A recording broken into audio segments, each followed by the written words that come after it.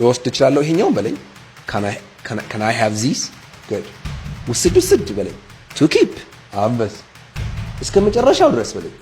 for good ናይስ በጣም ጎበዝ። በአማርኛ ጠይቃለሁ፣ በእንግሊዝኛ ትመልሳለህ።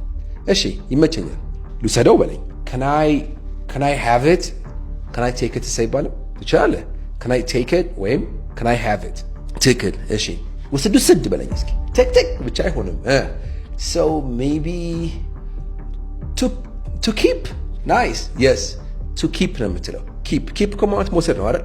ለምሳሌ ሬስቶራንት ሄደክ መልሱን ውሰጂው ስትላት ምንድን ነው የምትላት? ኪፕ the change መልሱን ውሰጂው። ኪፕ the change ነው የምላት። keep the change። ስለዚህ to keep ካልክ ውስድ እያልክ ያለው ማለት ነው። እስከ መጨረሻው ድረስ ብለኝ እስኪ። አሁን እስከ መጨረሻው forever ትክክል ነህ። አሪፍ። ግን ደግሞ for good ይባላል። ኦኬ for good ማለት እስከ መጨረሻው።